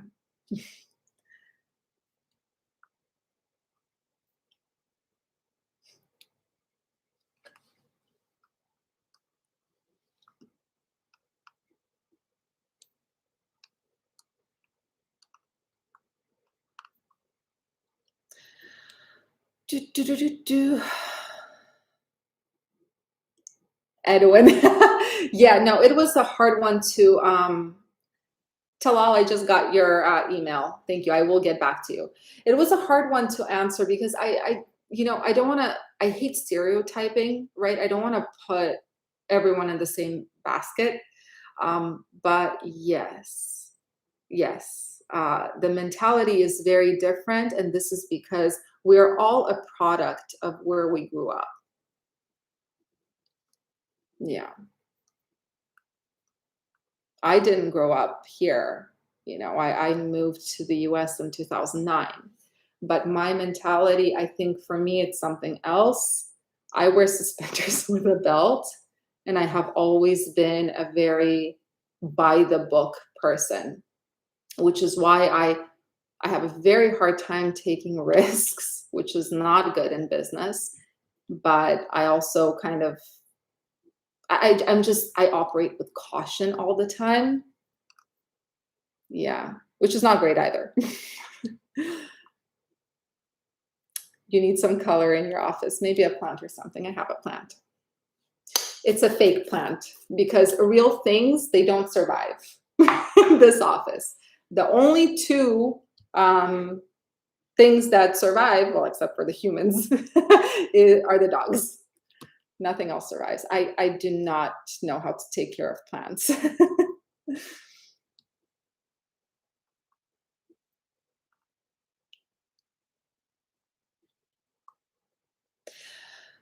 Let's see.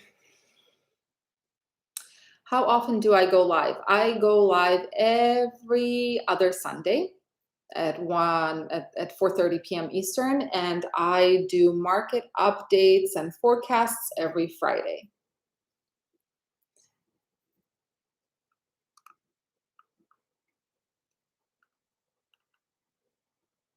What's a good site to watch the reefer rates on? You can go to the DAT resources page, dat.com, go under resources, and there will be, yeah, or trend lines. You can see the rates there.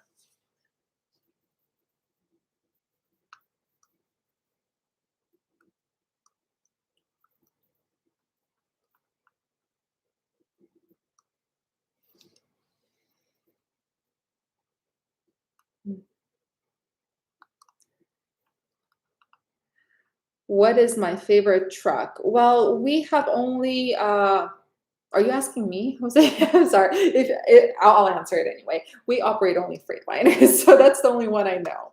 We've never operated anything else.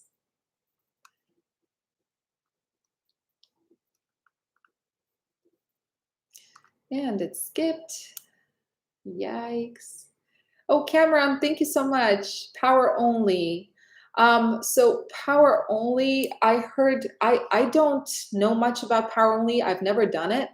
Uh, some people swear by Amazon Relay.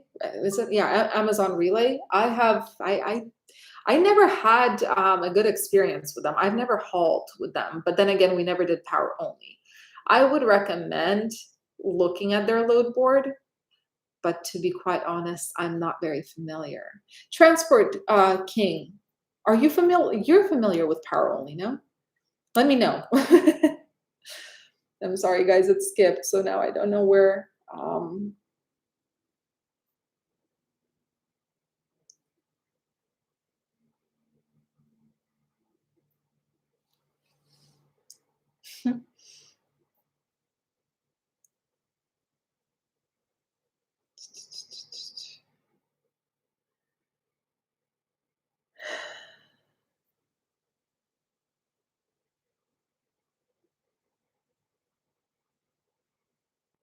I got stuck with rejected 4 pallets of broccoli. How do I get rid of it? Did you call the broker and let them know that you're stuck with 4 pallets of broccoli? What they want to do with it? There are certain things that brokers will want you to do. Sometimes it's just toss it out. Sometimes you'll have to provide proof that you tossed it out. Sometimes they will ask you to redeliver it. Make sure to negotiate a good rate per mile to redeliver it. So yeah.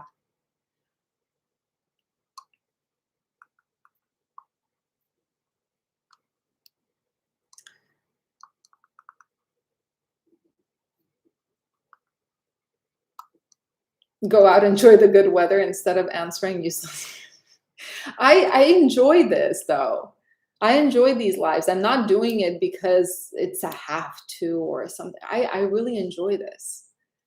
It's nice. It's nice to get everyone's perspective. It's nice to understand what you guys are going through, what your questions are. I learn a lot from these lives too. It's really fun.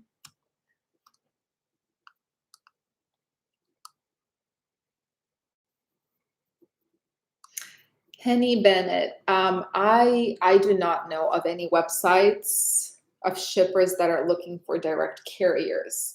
There was one that someone recommended to me. It's called, what in the world is it called? Does anyone know? I forgot. It was some interesting name, but it didn't work for me. So yeah, I deleted it. I don't remember. Hold on, let me see. Lane Access. That's the one that someone recommended, but didn't work for me.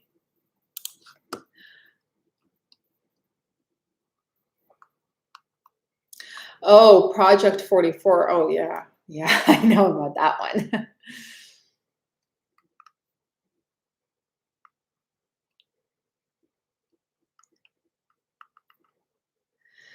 How much do I charge for dispatch? I don't. I dispatch my own fleet of trucks.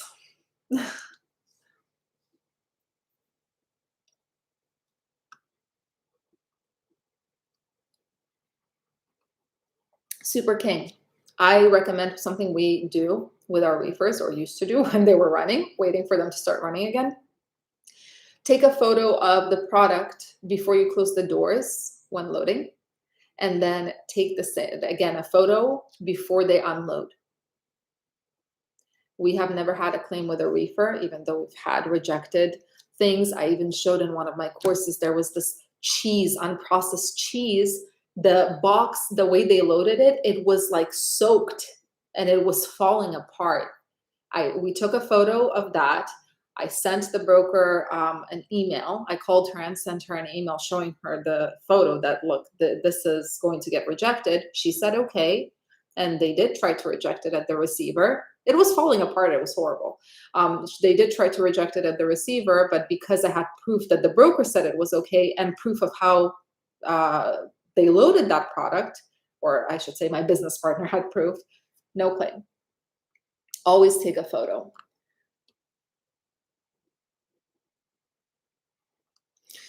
How many days does it take vehicle inspection to get reported to FMCSA? I think it's within like 20, 30 days. Like once you get a roadside inspection, I think within like 20, 30 days, it's on the CSA.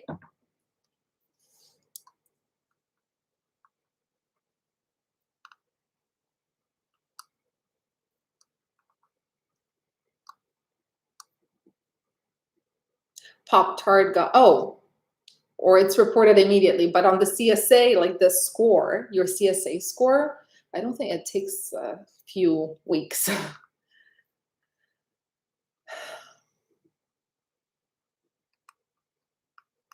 What does getting a process agent mean? You need a BOC3. BOC3, if you're an interstate carrier, you need BOC3.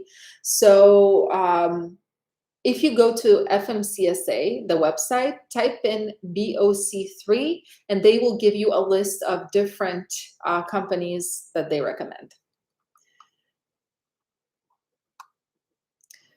Vladislav, Героям слава.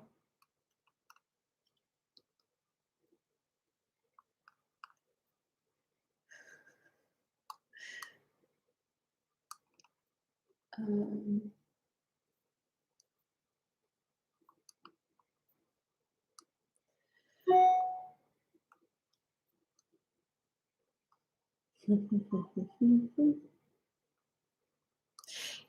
Oh, I see what you guys are talking about. The cameras, I'm guessing, in the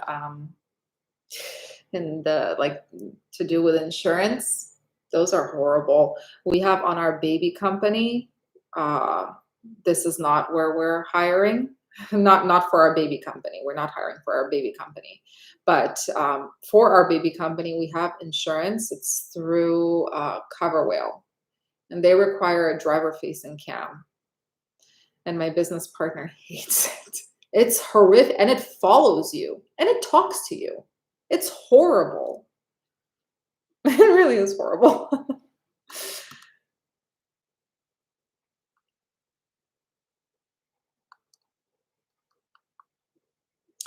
Eric, that is a good question. What is the technique to get brokers to pay attention? Honestly, I wish I had one, but most of the time they don't. I face the same problem as you. I keep them updated via email because I need that written like trail. I need proof. I always think about that first. No matter what the update is, I put it in email first, not just on phone calls. I need like written proof. I keep them updated about detention starting, et cetera, et cetera. That sometimes helps, but a lot of the time I do not get a new rate con and the detention is not paid.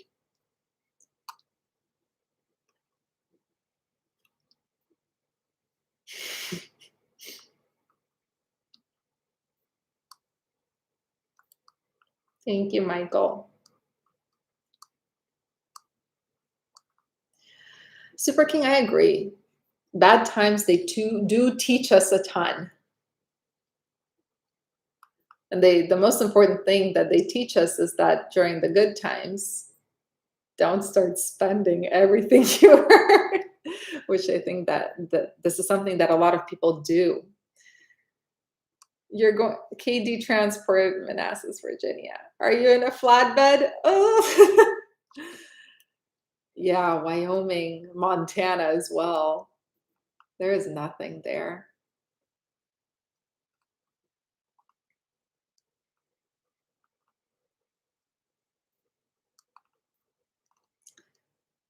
Everyone's saying Slava Ukraini. I say Geroem Slava. Looking to buy a truck. Any recommendations? Guys, this will be up to you. I'm a complete dummy when it comes to trucks. We have only operated Freightliners, but to say that I know anything about trucks, that is not my forte, unfortunately. I know certain things, but definitely not my strong suit. That's something that my business partner is like, that's his specialty. He knows everything about trucks and what's good, what's bad. You know, not my strong suit at all. Thank you, Joshua. Chicago girl. So scared of adding a second truck. What are some requirements? For sure, you have to add it to UCR, right? I don't think you'll have to pay more, but just make sure it's there. MCS 150, make sure that to update that to insurance. You'll need to add it to insurance. Find out if it's financed, you will most likely need it to be under physical damage. You'll most likely need to have physical damage to cover it. What else do you need to do? Under all state permits, you have to add that truck.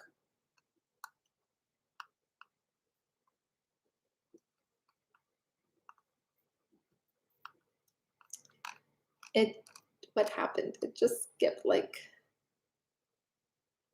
crazy.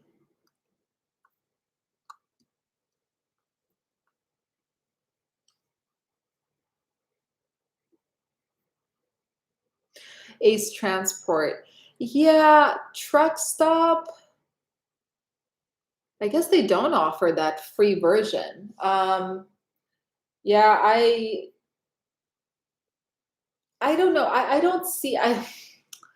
There are certain things about truck stop I like, but honestly, I keep both load boards open just in case because some that are posted on truck stop are not on DAT and vice versa.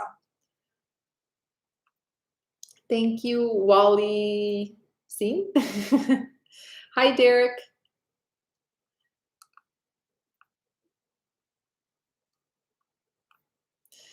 Cool breeze. How much should you pay a driver with little experience? I mean, 1 to 2 years. Depends on the equipment type. Like for the flatbed right now, we're looking for 2 years of CDL. We're paying either 70 cents per mile or 28% of gross.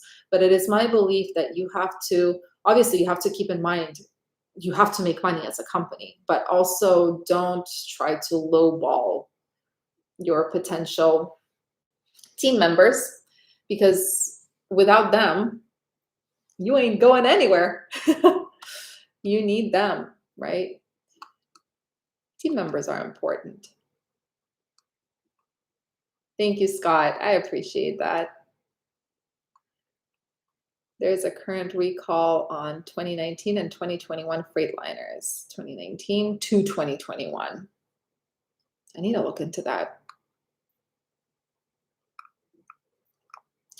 Alexi, what to do in that case?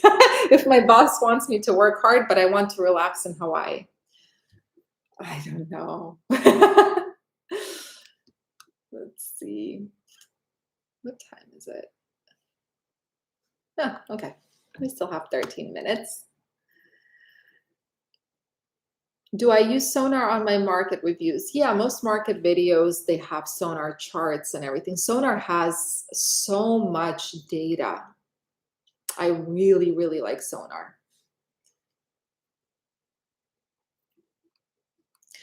Howard, how is my outlook for produce? Well, I mentioned this in one of my videos. I was on a trip, a little vacation, if you want to call it that. We went to Northern California. We drove, and I was surprised. The fields are full of stuff. So I think that there's going to be a produce season. The question is, I mean, I have nothing to compare it to because I've never seen what it looked like last year, the year before that, etc. But it looks like there's a ton of stuff that will need to start getting transported in California, in Central and Northern California. Yeah. I don't know if it's going to be as good as, let's say, 2021 or the years before. 2022 was not a great produce season because of the drought. We'll see. But there's definitely stuff to transport.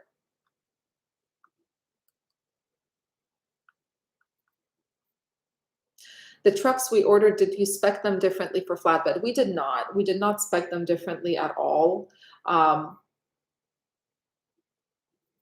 Yeah, no, we did not. Yeah, no, we did not. And plus, when we ordered them, that was before, I think it was before we started operating flatbeds this time. Am I enjoying flatbed? Yeah, I'm really enjoying the fact that I'm learning. I get bored very easily, so I really enjoy learning, and it's so different, right? It's so important. Like with reefer, it's really important to know commodities, and that was really my specialty.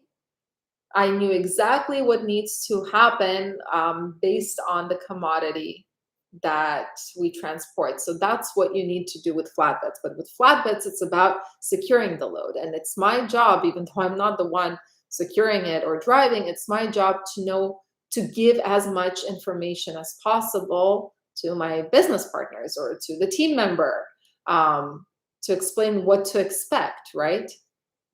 So it's really interesting learning all those commodities. I know lumber, I know coils, I know, gosh, what are they called? Not pipes, they're called, darn it, what are they called? They're called rebars. Rebars? Yeah, I know those.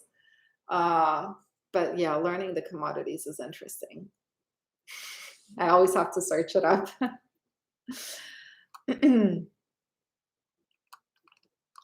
Okay, I'm going to move a little bit faster. Do I give broker training? I do not. I have a dispatching course and a how to basically start and manage a trucking company course. Thank you, Dimitri.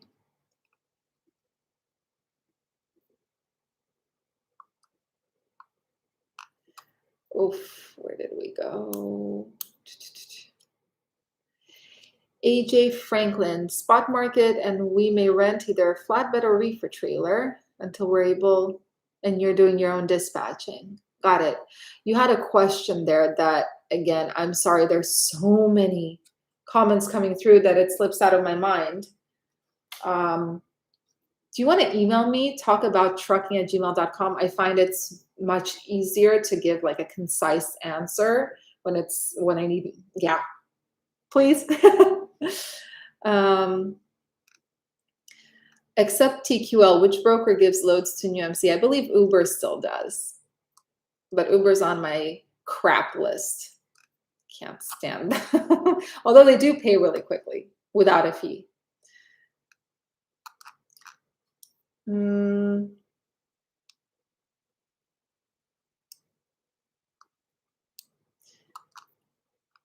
Oh, it skipped to the bottom.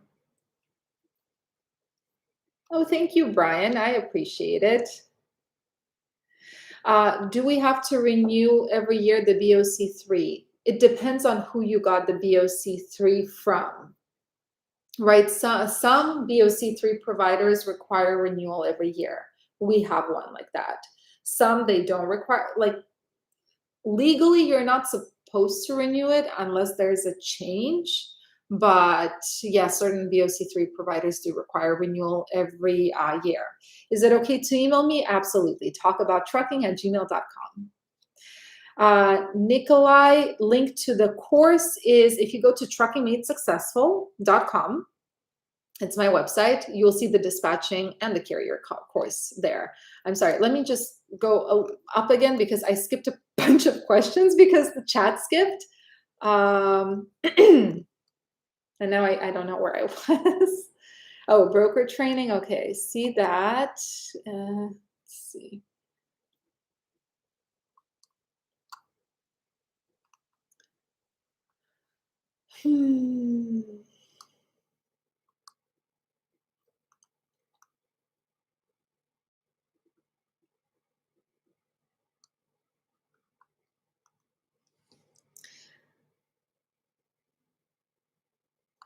Pedal sonar is quite costly in a very bad market. Yeah, I mean, it's not, I'm not going to lie, it's not cheap. It's not cheap at all, but it does give at least some insight. For me, it's very important to understand why things are happening.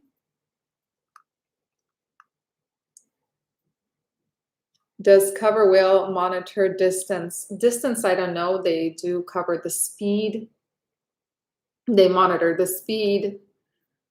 They talk through the camera. It's crazy. It's crazy. My business partner hates that camera. Can reefer book any dry load? Yeah, absolutely. So the thing about, I haven't had this question in a while. I'm excited.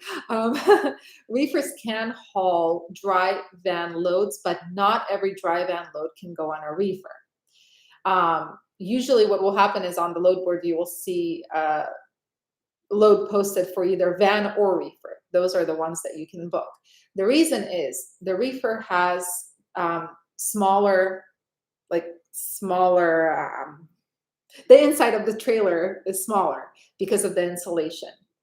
Plus, dry vans, they can haul more weight because a reefer has the reefer unit that is very, very heavy. So not all dry van freight can go on a reefer, but some can.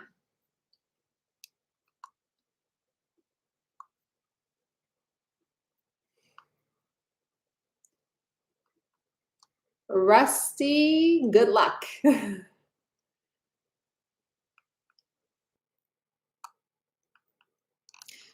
I hate that this chat is skipping. Where was I? Oh, okay.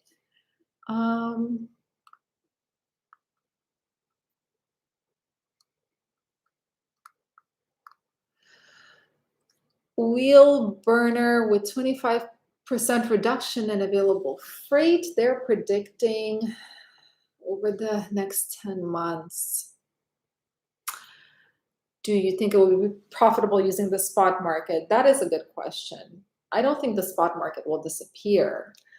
Um, I think I think yes, because what ends up happening, it really is a cycle, right? This industry is really all about supply and demand. If the spot market gets to the point where it's almost impossible, it's already at that point, but if it gets worse and it becomes even more difficult to turn a profit, or if the diesel prices start climbing, what's going to start happening is capacity is going to start leaving the market, right? We cannot operate if we don't have the money to operate, especially in this industry. You cannot, not pay for fuel and just pay for it later. You cannot not pay for maintenance. This is an industry which requires constant investments, that's constant expenses. What will happen is capacity will end up leaving the market. And if enough capacity leaves the market, if the volume decreases, but the capacity decreases even more, the rates will go up. Does that make sense? Makes sense in my head. Sometimes I'm bad at explaining though.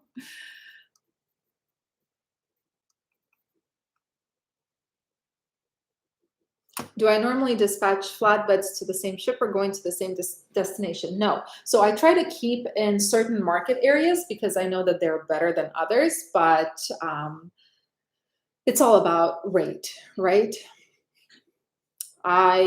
We did build, not build, we have contacts for direct shippers now with flatbeds, but as I always say, it's almost impossible to build a relationship when you don't have the capacity to constantly give them trucks to transport their stuff. Yeah.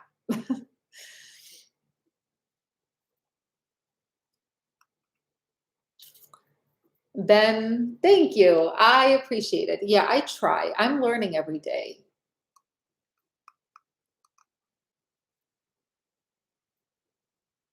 My my cat does not approve of these rates.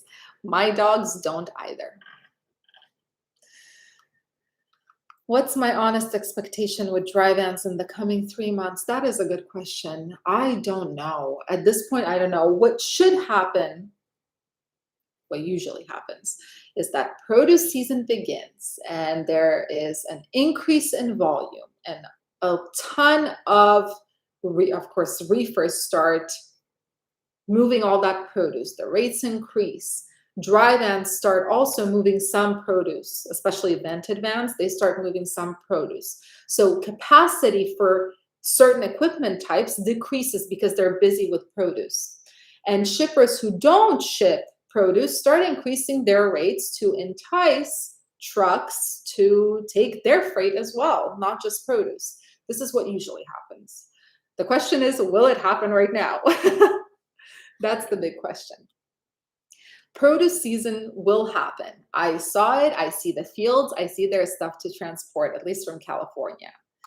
The only thing I don't know is what, in comparison to previous years, because this is the first time I actually paid attention to farmland. But it's not flooded and it's not rotting like everyone is saying.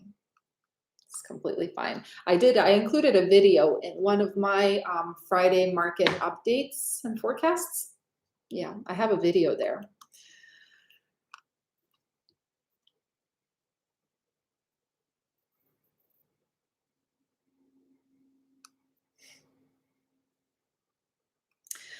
Okay, so I'm going to answer 2 more questions. And then if you guys have any questions or if I did not answer your question, please email me. I think,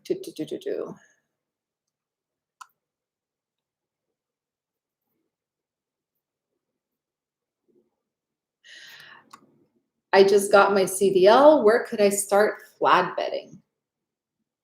So I recommend, don't do it like we did it. my business partner did not have experience with flatbedding. You have to first drive with someone and learn all the securement, right? You have to learn how to secure the different freight because that's on you. That's the most important thing with a flatbed.